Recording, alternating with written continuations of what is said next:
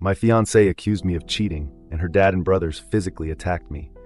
Now that the truth is out, they want reconciliation, but I am sending them to jail instead. I'm a 30-year-old male, a regular American guy working a stable office job. I believed I'd found the love of my life. A year ago, we got engaged quietly, just family and a few close friends celebrating at a backyard barbecue. At first, everything felt straightforward. Her family seemed pleasant enough, maybe a bit opinionated, but I didn't mind. I shrugged off their subtle hints about my background or my modest income compared to some flashy folks they knew. I was happy to marry their daughter, and that was all that mattered to me. Then a few weeks ago, everything changed. On a Sunday afternoon, my fiancée demanded we talk. She showed me a series of photos on her phone, grainy, poorly lit images of me leaving a restaurant with another woman. I stared in disbelief. The woman in those photos was just a coworker I'd had lunch with. Nothing romantic at all. But my fiancée wouldn't listen. She called me a cheater, screamed that she'd been warned about guys like me. Her tone was vicious, as if every warm moment we'd shared had never existed. Before I could fully process what was happening, her father and 2 brothers stormed in. They accused me of playing with her heart, of using her, of betraying their family. I tried to explain the misunderstanding, show them text messages proving my coworker was just that, a coworker, but they wouldn't have it. Without hesitation, they attacked me right there in my own living room. Punches flew, a lamp crashed to the floor. I ended up bruised and bloodied, barely able to stand. They left me half dead, warning that if I came near their daughter again, they'd do worse. My fiancée stood at the door, arms folded, glaring like I was some disease. She told me the engagement was off, that I was lucky they didn't break my bones. I was stunned. One moment I'd been planning wedding details, and the next I was facing a rage-filled family assault. Hurt and furious, I went to the hospital to patch up my wounds.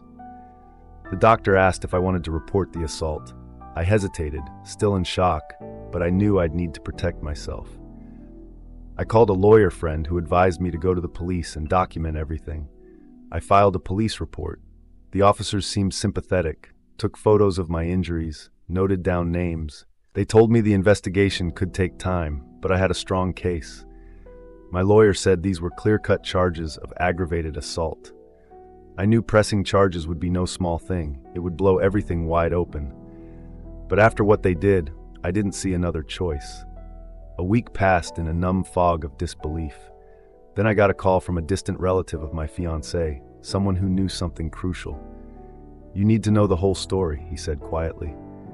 I braced myself. I had no idea just how deep the betrayal ran. The next evening, I met that distant relative, an uncle who lived 2 states over, only coming to town for big family events. We met at a diner off the highway. He looked uneasy, glancing around before speaking. "You deserve the truth," he said quietly.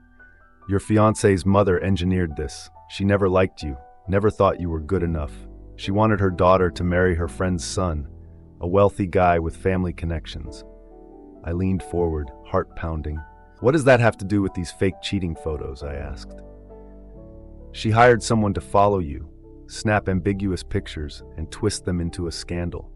She fed lies to your fiancée, told her you'd been seen around town with other women, spread rumors you were living a double life.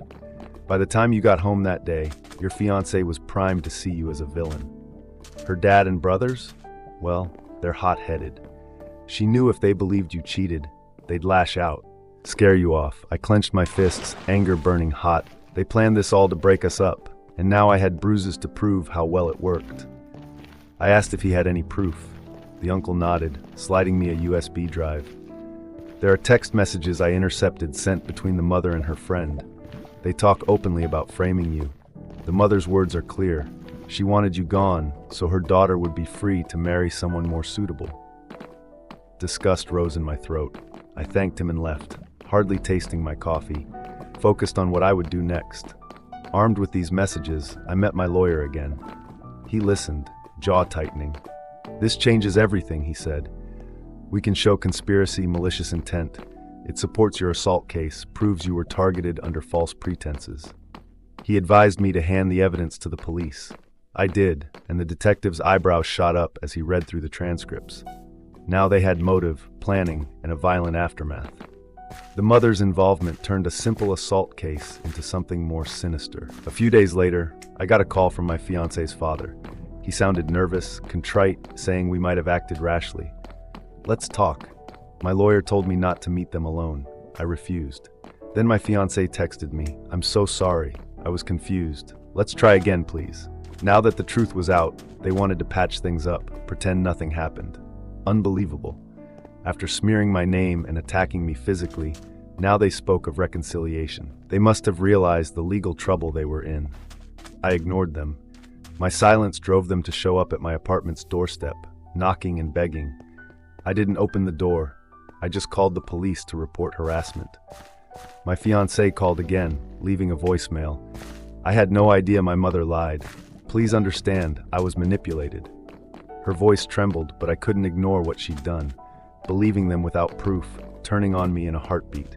I scheduled a meeting with the district attorney handling my assault case. He reviewed the new evidence and nodded grimly. "We can pursue not only assault charges against her father and brothers, but also conspiracy and possibly attempted extortion if we find financial arrangements tied to that arranged marriage plan." This was serious. Jail time wasn't just a distant threat, it was a likely outcome for them if convicted.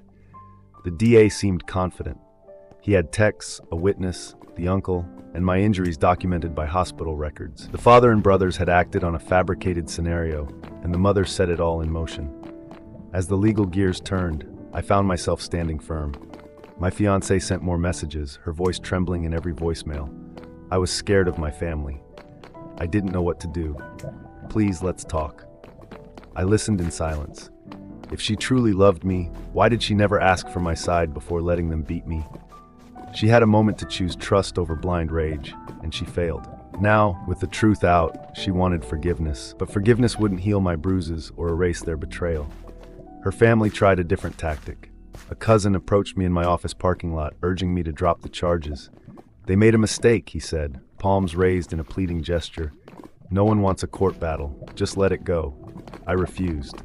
A mistake doesn't involve premeditation, lies, and violence. The cousin hinted at compensation. "They'll pay for your medical bills, offer a settlement." I shook my head. I wasn't interested in hush money.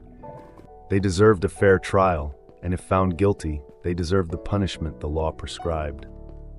Soon enough, my lawyer told me the police made arrests. The father and brothers were picked up for assault and battery. The mother was taken in for questioning about the conspiracy. The fiancé wasn't arrested. She hadn't directly assaulted me, but her credibility was shot. I heard that while under questioning, the mother tried to play innocent, claiming she only encouraged her family to protect her daughter's honor. The police had the texts, though, showing how she egged them on, planned the fake evidence, and arranged the timing. The father and brothers tried to say they were just defending their daughter's dignity, but the detectives didn't buy it. They knew the difference between defending honor and orchestrating a violent ambush. My fiancée grew desperate. She begged me to meet at a cafe near the courthouse. Against my lawyer's advice, I agreed, so long as I could bring a friend to witness. She arrived looking worn, eyes rimmed red. "I've lost everything," she sobbed. "My family's facing charges. We might lose our home. Please, can't we solve this outside of court?" I stared at her across the table, remembering how easily she believed the worst of me. Her apology fell flat. She had chosen her side when she let them pummel me over a fabricated rumor. I leaned forward, speaking quietly so my friend could hear.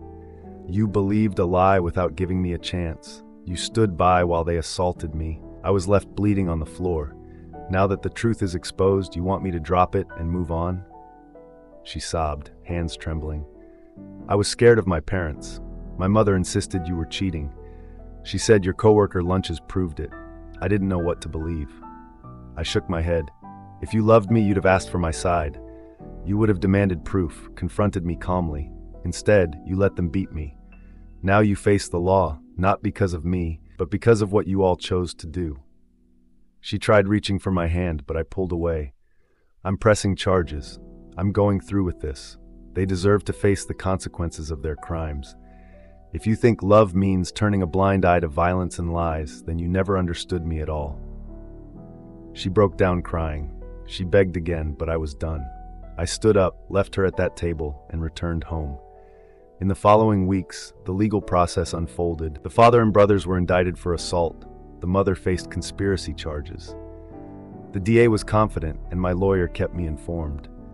The family, once so proud and entitled, now squirmed under the scrutiny of the justice system. They tried everything: plea deals, sob stories, but the evidence was too strong. On the day of the trial, I testified calmly, describing the assault and the deception leading up to it. The jury saw the photos of my injuries, read the text messages revealing the mother's plan. They heard testimony from the uncle who'd come forward. They listened to the defense try to spin it as a misunderstanding, but the facts were undeniable. The verdict: guilty. The father and brothers received prison sentences for aggravated assault. The mother got time for conspiracy. They would all have permanent criminal records. My former fiancée, though not criminally charged, lost her standing in the community. People knew what happened. She tried to contact me after the sentencing, but I blocked her number. I refused to entertain any more pleas. In the aftermath, I reclaimed my life. The bruises healed, and I began to trust myself again. I learned a painful lesson. Love without mutual respect and trust isn't love at all. Justice prevailed this time, proving that schemes built on lies and brute force can collapse under the weight of truth.